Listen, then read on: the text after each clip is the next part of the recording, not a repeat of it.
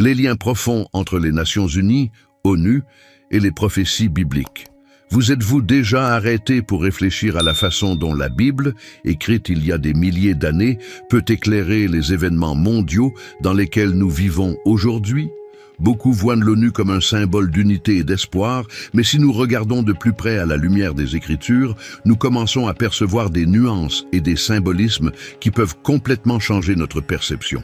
Cette organisation représente-t-elle seulement le désir humain de paix, ou y a-t-il quelque chose de plus profond, quelque chose qui fait écho aux avertissements et aux promesses faites dans la parole de Dieu? De la vision de Daniel des royaumes du monde aux descriptions des puissances mondiales de l'Apocalypse, la Bible est remplie d'avertissements sur les mouvements qui ont façonné le destin de l'humanité. Dans Daniel 2, 41, 43, nous lisons l'image des pieds de fer et d'argile, symbolisant une union de royaumes qui ne se sont jamais complètement mélangés. Cela ne ressemble-t-il pas à l'essence même de l'ONU, une coalition de nations qui recherche l'unité mais reste divisée? Et dans Apocalypse 3, 7, nous voyons la figure d'une bête qui a autorité sur les tribus, les peuples et les nations. L'ONU peut-elle être un reflet précoce de ce type de leadership mondial, décrit par les Écritures, mais ne pensez pas qu'il s'agit simplement d'un message d'avertissement. Dieu est souverain, et même les plus grands mouvements mondiaux sont sous son contrôle. Dans Romains 13, 1, Paul nous rappelle que toute autorité vient de Dieu. Alors que nous explorons les liens entre l'ONU et les prophéties bibliques, je veux que vous sachiez qu'il y a de l'espoir, même lorsque le monde semble incertain. Dieu a un plan. Aujourd'hui, je vais vous guider dans un voyage qui vous révélera des vérités cachées, mais qui vous réaffirmera aussi l'assurance que le royaume de Dieu triomphera. Préparez-vous à découvrir ce que peu perçoivent et à voir le monde sous un jour nouveau, directement à partir des pages de la Bible. Depuis sa création en 1945, l'ONU a été saluée comme un jalon de la coopération internationale. Mais en même temps, peu de gens se rendent compte que cette conception globale peut refléter les modèles décrits dans les Écritures. Dans le livre de Daniel, chapitre 2, versets 41 à 43, nous lisons à propos des pieds de l'image du rêve de Nebuchadnezzar. Quant à ce que tu as vu des pieds et des orteils, en partie en argile de potier et en partie en fer, ce sera un royaume divisé. Pourtant, il y aura en lui quelque chose de la fermeté du fer. Cela ne reflète-t-il pas l'essence de l'ONU, une organisation qui recherche l'unité, mais qui reste intrinsèquement fragmentée par les différences culturelles, politiques et économiques entre les nations qui la composent? Réfléchissez avec moi. Alors que l'ONU tente de consolider les nations sous des idéaux de paix et de sécurité, réalise-t-elle vraiment l'unité promise? L'argile et le fer sont des symboles qui nous montrent que les alliances humaines, aussi fortes soient-elles, n'ont pas la cohésion nécessaire pour résister à l'épreuve du temps. Les résolutions de l'ONU se heurtent souvent à des résistances internes et externes, ce qui démontre que, quelle que soit la puissance de leurs efforts, la véritable unité semble leur échapper des mains, tout comme les pieds de fer et d'argile de la statue de Daniel. L'ONU fait preuve d'une force apparente, mais elle est imprégnée de fragilité. Mais pourquoi est-ce pertinent pour nous aujourd'hui? Parce que la Bible ne se contente pas de révéler l'avenir, elle nous donne des outils pour interpréter le présent. Dans le psaume 21, 3, il est écrit « Pourquoi les nations se révoltent-elles et les peuples imaginent-ils des choses vaines ?» Les rois de la terre se lèvent et les gouvernements délibèrent ensemble contre le Seigneur et contre ses oints en disant « Brisons leurs liens et secouons de nous leurs cordes ». Ce texte fait écho à la résistance des nations à la souveraineté de Dieu. Lorsque nous voyons des décisions mondiales qui remettent en question les principes bibliques, il n'est pas difficile de voir comment cela se connecte aux paroles prophétiques. L'ONU est souvent vantée comme le plus grand espoir de l'humanité. Mais Jérémie 17, 9 nous avertit. Le cœur est trompeur par-dessus tout et désespérément méchant. Qui le connaîtra? Les intentions humaines, même celles qui semblent nobles, peuvent être entachées d'égoïsme et de cupidité. C'est pourquoi, alors que les plans de l'homme échouent, les desseins de Dieu restent fermes. L'existence même de l'ONU peut être considérée comme le reflet de ce que l'humanité essaie de construire en dehors de la souveraineté divine, quelque chose qui ne pourra jamais parvenir à une paix et à une justice véritable. Tout au long de l'histoire, Dieu a utilisé des royaumes et des empires pour accomplir ses desseins, souvent d'une manière qui défie l'entendement humain. L'ONU peut-elle être un outil entre vos mains? Romains 13. Nous rappelle que toute âme soit soumise aux autorités supérieures, car il n'y a d'autorité que de Dieu, et les autorités qui existent sont ordonnées de Dieu. Même si les institutions mondiales semblent déconnectées de la volonté de Dieu, Dieu est aux commandes. Sa souveraineté s'étend sur tout, du plus petit dirigeant aux plus grandes coalitions mondiales. Cependant, le discernement est également nécessaire. Dans Apocalypse 13:7, nous voyons la description d'une puissance mondiale qui a été autorisée à faire la guerre aux saints et à les vaincre, et qui a reçu le pouvoir sur chaque tribu, langue et nation. Bien que nous ne devions pas associer hâtivement cela à l'ONU, nous devons être conscients des modèles qui émergent dans l'histoire de l'humanité. La centralisation du pouvoir dans n'importe quelle entité mondiale peut être un signe avant-coureur de ce que les Écritures prophétisent. Voyons-nous le prélude à quelque chose de plus grand, ou sommes-nous encore loin de l'accomplissement final de ces paroles? De plus, le rôle de l'ONU en tant que médiateur mondial met souvent ses valeurs en conflit avec les principes du royaume de Dieu. Remarquez comment, dans Matthieu 28:19, Jésus nous appelle à aller et à faire des disciples de toutes les nations. Cela montre que la véritable unité ne peut être trouvée qu'en Christ. Les alliances terrestres, même bien intentionnées, ne suffiront jamais à apporter la rédemption à laquelle le monde aspire tant.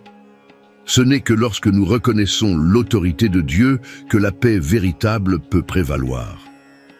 Nous devons également tenir compte de l'impact spirituel des décisions mondiales. Dans Apocalypse 17:12-13, il est dit que les 10 cornes que vous avez vues sont 10 rois qui n'ont pas encore reçu le royaume, mais qui recevront la puissance pendant 1 heure, avec la bête comme roi, pendant 1 heure. Avec la bête, ils auront la même intention et abandonneront leur pouvoir et leur autorité à la bête. Cette prophétie parle d'une convergence de pouvoir et d'autorité. Les coalitions mondiales que nous voyons aujourd'hui préparent-elles le terrain pour quelque chose comme cela? Ces questions nécessitent une réflexion et une prière profonde. Et pourtant, il ne faut pas désespérer. Le rôle de l'ONU et de toute autre organisation mondiale est temporaire, tandis que le royaume de Dieu est éternel. Ésaïe 46:10 déclare: « Je proclame la fin dès le commencement, dès les temps anciens, les choses qui ne sont pas encore arrivées. Cela dit, mon conseil subsistera. Je ferai tout ce que je veux. » Cette promesse nous donne l'assurance que quoi qu'il arrive, le plan de Dieu prévaudra. Il est souverain sur tout et sur tout le monde. Enfin, n'oubliez pas que l'ONU n'est pas une fin en soi, mais qu'elle fait partie d'un tableau plus vaste. Dieu a déjà conçu l'appel pour nous, en tant que disciples du Christ, être la lumière au milieu des ténèbres et discerner les temps, tandis que les nations cherchent des réponses. Nous savons que la seule vraie réponse se trouve en Jésus-Christ. En tant qu'ambassadeurs du royaume, nous devons rester inébranlables, vigilants et confiants, sachant qu'il règne au-dessus de tout. Lorsque nous réfléchissons au rôle de l'ONU, il est essentiel de comprendre comment elle illustre l'effort humain pour parvenir à la paix et à la coopération mondiale. Mais ces efforts reflètent-ils quelque chose de plus profond, comme décrit dans la Bible en Révélation 13:16, 18 ? Nous lisons: « Et fait que tous, petits et grands, riches et pauvres, libres et esclaves, soient marqués à la main droite ou sur le front, afin que nul ne puisse acheter ni vendre, si ce n'est celui qui a la marque ou le nom de la bête, ou le nombre de son nom. » Ce verset est souvent associé à l'idée de contrôle et d'uniformité mondiaux. L'ONU, avec ses résolutions universelles et son influence dans divers domaines de la société, ne serait-elle pas un avant-goût de ce qui pourrait se concrétiser à l'avenir? L'ONU a été créée avec pour mission de promouvoir la paix et de prévenir les conflits. Cependant, nous observons que même avec leurs interventions, le monde continue d'être plongé dans les guerres, la faim et les injustices. Cela nous rappelle Jérémie 6,14, qui guérit superficiellement la blessure de mon peuple en disant « Paix, paix », quand il n'y a pas de paix. Les tentatives humaines d'établir la paix sans la présence de Dieu sont-elles vouées à l'échec? L'ONU représente une idée noble, mais l'absence du Christ dans ses fondements peut être la raison de son incapacité à transformer véritablement la condition humaine.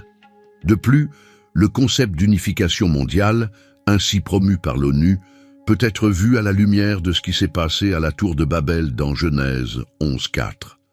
Nous lisons « Et ils dirent, venez, bâtissons-nous une ville et une tour dont le sommet touche les cieux, et faisons-nous un nom, afin de ne pas nous disperser sur toute la surface de la terre. » Tout comme à l'époque, nous voyons aujourd'hui des hommes se rassembler à la recherche de pouvoir et de sécurité en dehors de Dieu.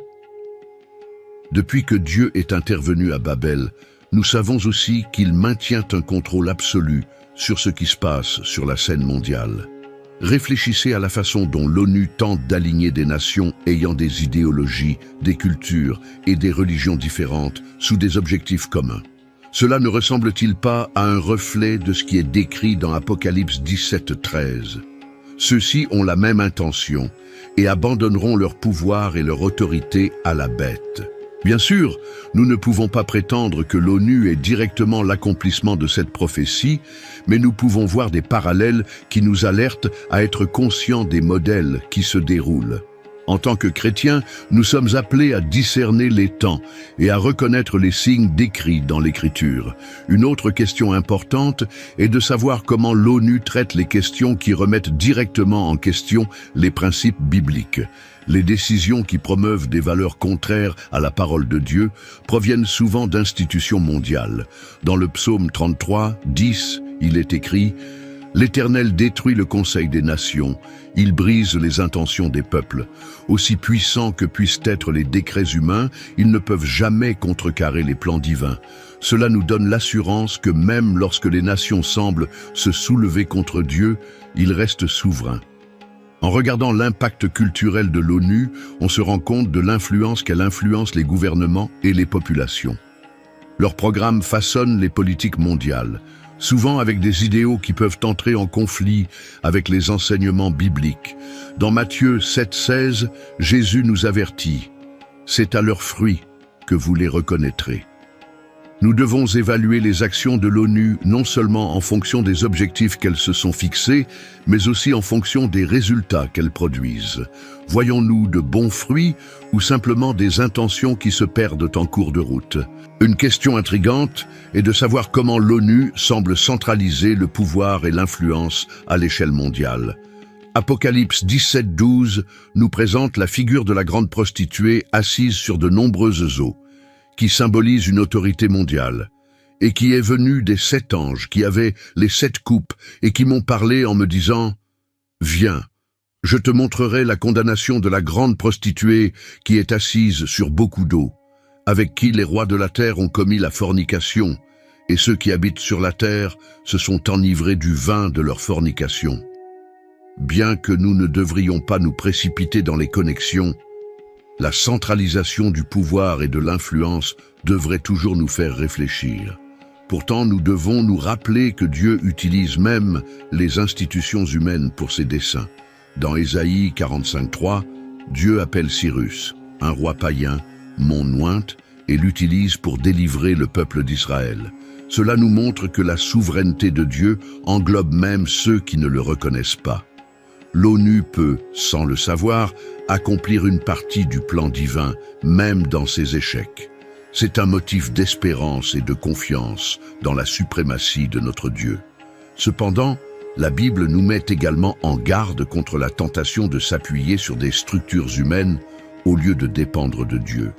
Dans le psaume 146,3, nous lisons « Ne mets pas ta confiance dans les princes, ni dans le Fils de l'homme, en qui il n'y a pas de salut. » L'ONU est peut-être un outil temporaire au niveau mondial, mais elle ne sera jamais la solution définitive aux problèmes du monde.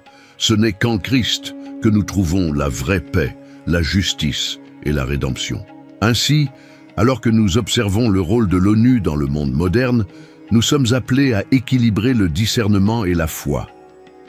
Le discernement pour reconnaître les parallèles prophétiques et les défis spirituels que ces structures présentent, et la foi pour croire que Dieu contrôle tout. N'oubliez pas que notre appel est d'être la lumière au milieu des ténèbres, en indiquant le seul royaume qui ne sera jamais ébranlé, le royaume de Dieu.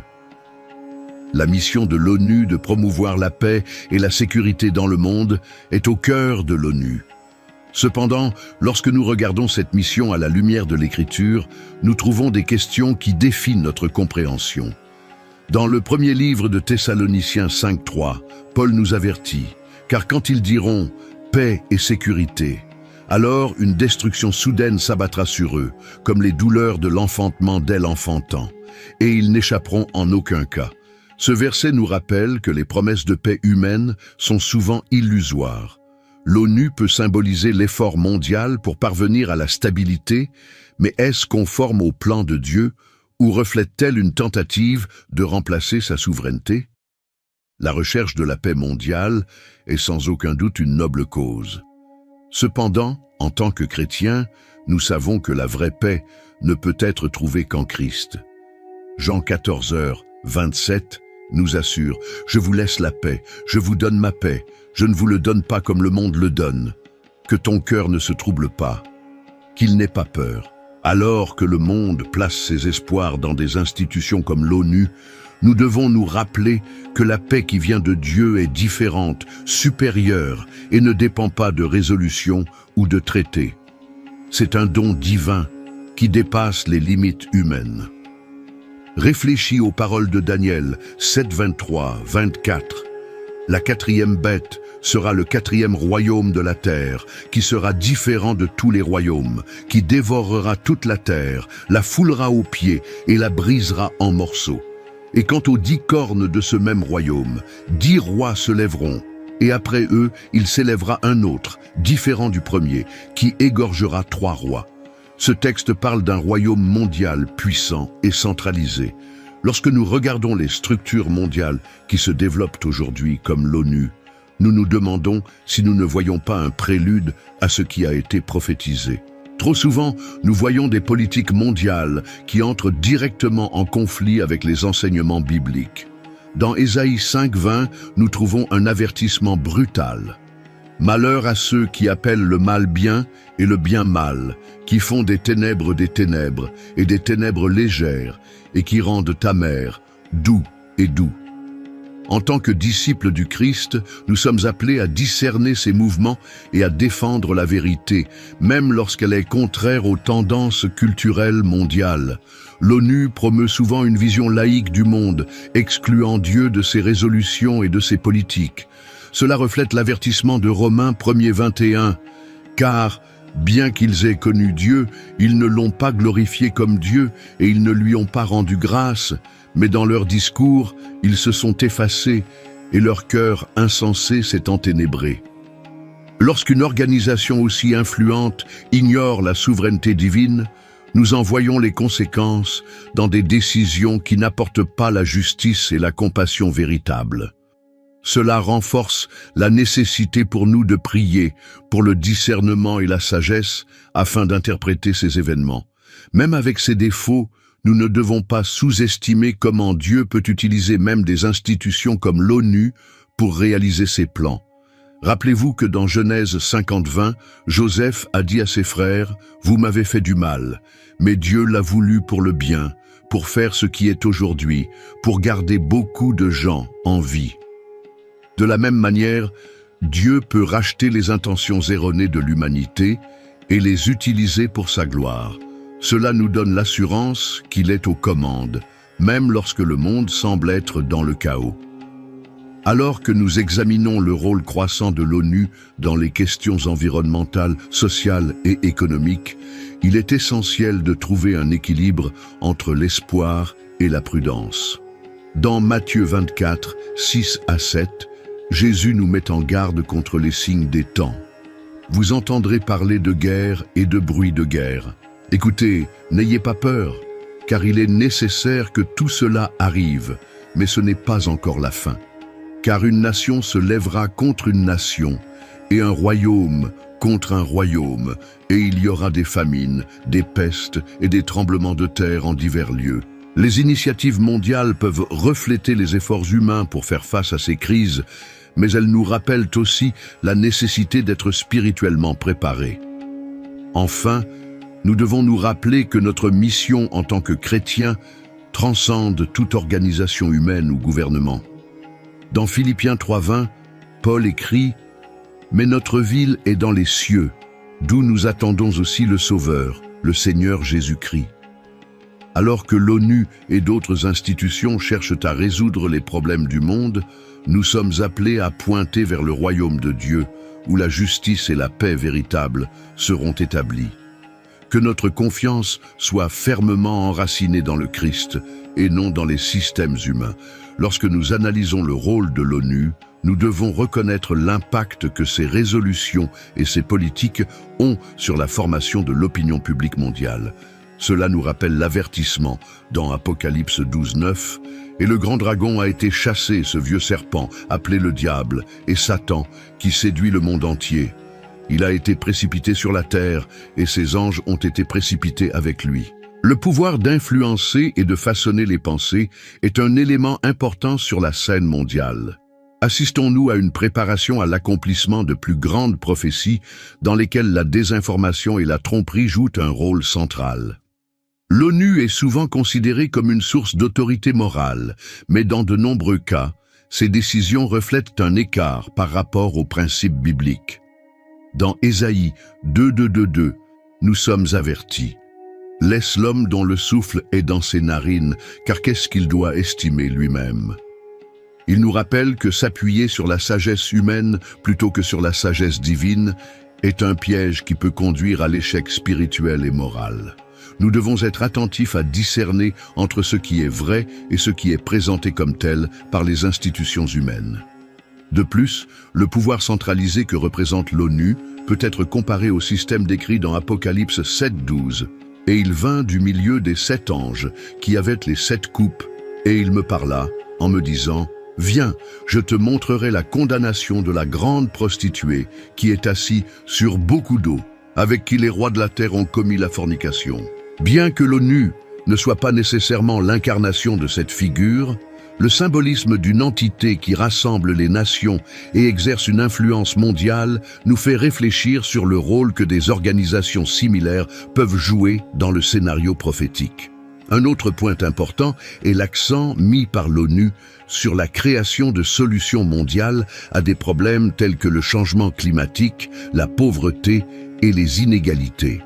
Bien que ces causes soient légitimes, il est important de se rappeler l'avertissement de Matthieu 16:26, « Car à quoi sert à l'homme de gagner le monde entier et de perdre son âme? Que donnera-t-il à l'homme en retour de son âme ?» L'ONU cherche à résoudre les problèmes terrestres, mais ignore souvent les questions spirituelles fondamentales. Cela nous enseigne que sans Christ, aucune solution ne sera vraiment complète. Cependant, la Bible nous rappelle que Dieu est aux commandes, même lorsque les nations semblent suivre leur propre chemin. En Job 12:23-24, nous lisons « Il multiplie les nations et il les fait périr. Il disperse les nations et les rassemble de nouveau. Il enlève le cœur des chefs du peuple du pays et les fait errer dans des endroits désolés où il n'y a aucun chemin. » Ce verset nous encourage à croire que Dieu a la domination sur les institutions mondiales, guidant les événements selon son plan parfait. L'ONU représente également une tentative de créer un gouvernement mondial coopératif, ce qui peut être considéré comme un reflet des événements de la tour de Babel dans Genèse 11. De même que les hommes de l'époque ont tenté d'unifier leurs forces pour atteindre le ciel ignorant Dieu, l'ONU cherche à unir les nations sans reconnaître leur souveraineté. Genèse 11:9 dit « C'est pourquoi on lui a donné le nom de Babel, parce que c'est là qu'il a confondu l'Éternel de toute la terre, et c'est de là que l'Éternel les a dispersés sur toute la surface de la terre. Cela nous rappelle que toute tentative d'exclure Dieu de toute structure mondiale est vouée à l'échec. En même temps, nous ne pouvons pas ignorer le rôle d'institutions telles que l'ONU dans l'accomplissement des prophéties de Matthieu 24:14. Jésus déclare « Et cet évangile du royaume sera prêché dans le monde entier, en témoignage à toutes les nations, et alors viendra la fin. » Ironiquement, alors que l'ONU promeut une sorte de mondialisme, elle peut aussi aider indirectement à apporter l'évangile dans des endroits auparavant inaccessibles, soit par le biais de la connectivité mondiale, soit en s'attaquant aux crises dans des régions éloignées. En regardant les actions de l'ONU, nous voyons souvent des initiatives qui promeuvent des valeurs contraires aux principes chrétiens. Dans 2 Corinthiens 11, 14, 15, Paul nous avertit « Ce n'est pas étonnant, car Satan lui-même est en train de devenir un ange de lumière. Ce n'est pas grand-chose, puisque ses ministres sont transformés en ministres de la justice, dont la fin sera selon leurs œuvres. » Il est crucial de discerner si les politiques et les programmes mondiaux promeuvent vraiment la justice divine ou s'ils sont une façade pour quelque chose de plus sombre. D'autre part, nous devons nous rappeler que, quelles que soient les actions de l'ONU, notre mission est claire. Dans Philippiens 2:15, nous sommes appelés à être des enfants de Dieu irréprochables et sincères, irréprochables au milieu d'une génération tortueuse et méchante, parmi laquelle vous brillez comme des étoiles dans le monde.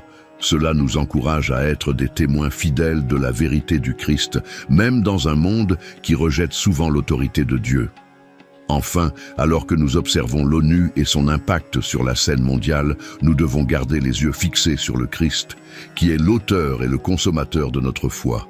Hébreux 12:28 nous rappelle « Ayant reçu un royaume immuable, gardons ferme la grâce par laquelle nous pouvons servir Dieu avec grâce, avec révérence et piété. » Les structures humaines sont temporaires et imparfaites, mais le royaume de Dieu est éternel et inébranlable. Que cette vérité nous donne la force d'affronter les défis de ce monde avec foi et espérance. Un aspect frappant de l'ONU est sa recherche de l'unité dans un monde divisé. Cependant, la Bible nous rappelle que cette unité, si elle n'est pas fondée sur la vérité de Dieu, est vouée à l'échec. Dans Daniel 2:43, il est dit « Quant à ce que vous avez vu de fer mélangé à de l'argile boueuse, ils seront mélangés par des alliances humaines, mais ils ne seront pas unis les uns aux autres, comme le fer n'est pas mélangé à l'argile. » C'est le reflet des alliances fragiles et complexes que représente l'ONU. Des tentatives humaines d'unir des nations qui, par leur nature même, restent séparées par des idéologies, des cultures et des priorités. Réfléchissez avec moi. L'objectif principal de l'ONU est de promouvoir la paix et la coopération entre les nations. Cependant, ces tentatives sont souvent minées par des intérêts conflictuels et la corruption humaine. Jérémie 17:5 nous avertit « Ainsi parle l'Éternel. Maudit soit l'homme qui se confie en l'homme, qui fait de la chair son bras et qui détourne son cœur de l'Éternel. » Ce verset nous met en garde contre une dépendance excessive aux structures humaines pour résoudre les problèmes fondamentaux de l'humanité qui ne peuvent être résolus qu'en Christ. De plus, la centralisation du pouvoir que l'ONU promeut est quelque chose que dans plusieurs prophéties bibliques, dans Apocalypse 17, 12 et 13, nous lisons. Les 10 cornes que tu as vues sont 10 rois qui n'ont pas encore reçu le royaume, mais ils recevront la puissance en tant que rois pendant 1 heure avec la bête. Ceux-ci ont la même intention et abandonneront leur pouvoir et leur autorité à la bête. Cette image nous rappelle que les structures mondiales peuvent, à l'avenir, devenir des outils pour l'accomplissement des prophéties sur la centralisation du pouvoir et de l'influence. L'ONU se distingue également par ses politiques sociales et environnementales, souvent considérées comme des solutions à des problèmes mondiaux. Mais ces initiatives sont-elles vraiment alignées sur les principes divins?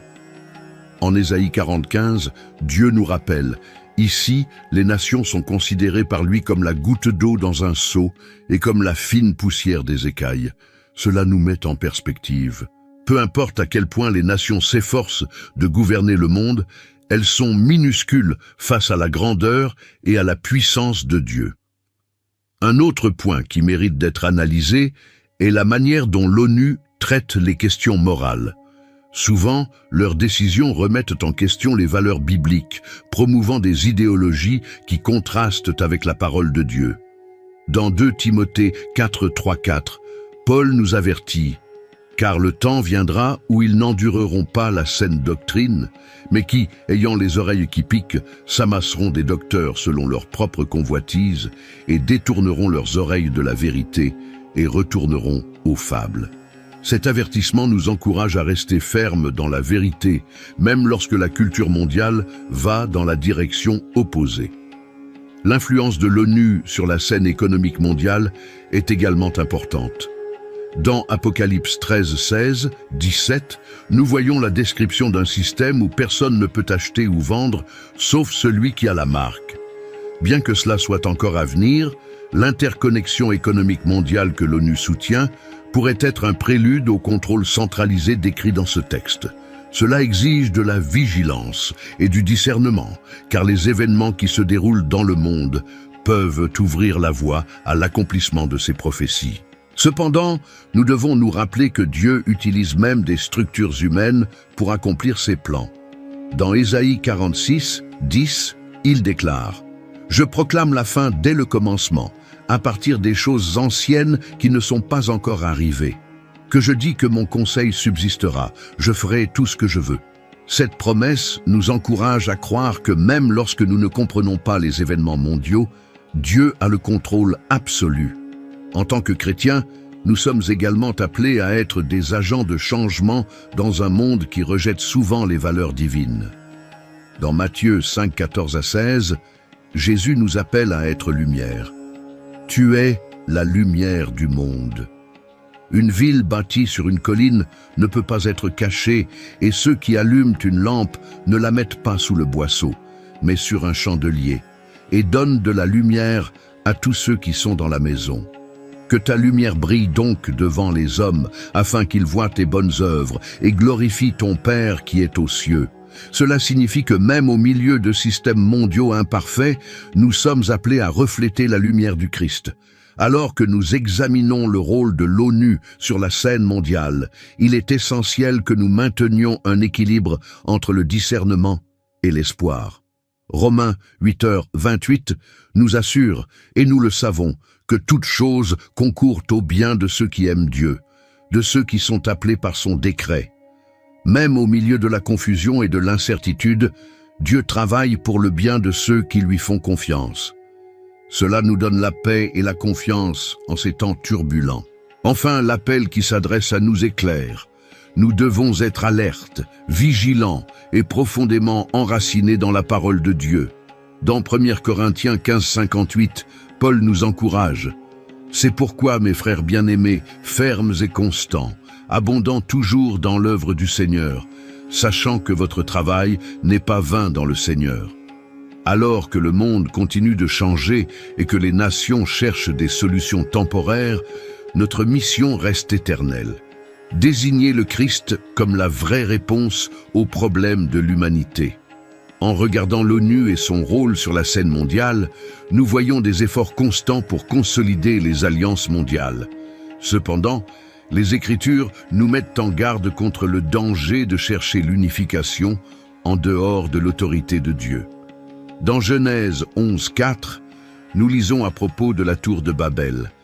Et ils dirent, « Venez, bâtissons-nous une ville et une tour dont le sommet touche les cieux, et faisons-nous un nom, de peur que nous ne soyons dispersés sur toute la surface de la terre. » Cette tentative de centraliser le pouvoir et de mépriser la souveraineté divine a été arrêtée par Dieu et sert de rappel que les plans humains, lorsqu'ils sont contraires à sa volonté, sont voués à l'échec. L'ONU cherche souvent à promouvoir des valeurs telles que l'égalité, la justice et la paix. Cependant, nous constatons que ces efforts entrent souvent en conflit avec les principes bibliques. Dans 1 Jean 2:16, nous sommes avertis. Car tout ce qui est dans le monde, la convoitise de la chair, la convoitise des yeux et l'orgueil de la vie, ne vient pas du Père, mais du monde. Cela nous rappelle que, quelle que soit la noblesse des initiatives qui ne se soumettent pas à Dieu, elles sont sujettes à la corruption et aux intérêts égoïstes. Réfléchissez à l'impact spirituel des résolutions mondiales de l'ONU. Dans Apocalypse 18:3, nous lisons « Car toutes les nations ont bu du vin de la colère de sa fornication, et les rois de la terre ont commis la fornication avec elle, et les marchands de la terre se sont enrichis de l'abondance de ses mets. » Bien que le texte traite de Babylone, nous pouvons établir des parallèles avec tout système mondial qui privilégie le pouvoir et la richesse plutôt que la justice et les valeurs divines. Cela nous apprend à observer de manière critique les modèles qui émergent dans les structures mondiales. Pourtant, la souveraineté de Dieu est un thème constant tout au long de la Bible. Dans Daniel 4:17, il est écrit « Cette sentence est par l'ordre des veilleurs, et cet ordre par l'ordre des saints, afin que les vivants sachent que le Très-Haut domine sur le royaume des hommes, qu'il le donne à qui il veut, et qu'il établit sur lui le plus humble des hommes. » Ce verset nous rappelle que, quelles que soient les intentions des nations, Dieu a le contrôle absolu de l'histoire et dirige les événements pour accomplir ses desseins. L'ONU représente également une tentative de créer la stabilité au milieu du chaos. Cependant, Matthieu 24, 6-7 nous avertit des signes de la fin des temps. Vous entendrez parler de guerre et de bruit de guerre. Écoutez, ne soyez pas effrayés, car cela doit arriver. Mais ce n'est pas encore la fin, car une nation s'élèvera contre une nation et un royaume contre un royaume, et il y aura des famines, des pestes et des tremblements de terre en divers endroits. Alors que l'ONU s'efforce de minimiser ces conflits, la parole de Dieu nous rappelle que de tels événements font partie du plan prophétique. Un autre point pertinent est la manière dont l'ONU traite les questions qui touchent directement les chrétiens. Ésaïe 5:20 nous dit « Ceux qui appellent le mal bien et le bien mal, qui font des ténèbres la lumière et la lumière les ténèbres, et ils rendent doux amer et doux amer. » De nombreuses décisions mondiales reflètent une inversion des valeurs qui contredit la parole de Dieu. Cela nous met au défi d'être vigilants et de défendre la vérité, même au milieu des pressions culturelles et politiques. En même temps, nous devons reconnaître que Dieu peut utiliser même les institutions séculières pour accomplir ses desseins. Proverbe 21, écrit « Ainsi est le cœur du roi comme des ruisseaux d'eau. Dans la main du Seigneur est ton cœur. À tout ce qu'il veut, il l'incline. » Cela nous rappelle que même si l'ONU semble très éloignée des desseins de Dieu, Dieu a le pouvoir de diriger ses actions pour servir ses plans plus grands. En tant que disciples du Christ, notre rôle est d'être vigilants et de rechercher le discernement spirituel. 1 Pierre 5:8 nous exhorte « Soyez sobres, veillez. Pour ton adversaire, le diable se promène comme un lion rugissant, cherchant qui il peut dévorer. » Nous devons être conscients des événements mondiaux, les interpréter à la lumière des Écritures et rester fermes dans la foi, même lorsque nous sommes confrontés à des défis et à des incertitudes. L'ONU nous met également au défi de réfléchir sur notre responsabilité en tant que chrétiens. Dans Matthieu 28, 18-20, Jésus nous donne la grande mission. « Allez donc de toutes les nations, faites des disciples, les baptisant au nom du Père, du Fils et du Saint-Esprit, leur apprenant à observer tout ce que je vous ai commandé. Et voici, je suis avec vous tous les jours, jusqu'à la fin du monde. » Notre appel transcende les frontières et les systèmes humains, indiquant que le royaume de Dieu est la seule véritable solution aux problèmes du monde. Enfin, rappelez-vous que alors que l'ONU cherche à atteindre ses objectifs, notre espérance doit être fermement enracinée dans le Christ. Hébreux 13:14 nous rappelle que « Car nous n'avons pas ici de ville permanente, mais nous cherchons la ville à venir. » Nous devrions nous concentrer sur l'éternité, confiant que le royaume de Dieu prévaudra sur toutes les nations et tous les systèmes humains. Puisse cette vérité nous inspirer à vivre avec détermination et foi dans un monde de plus en plus complexe.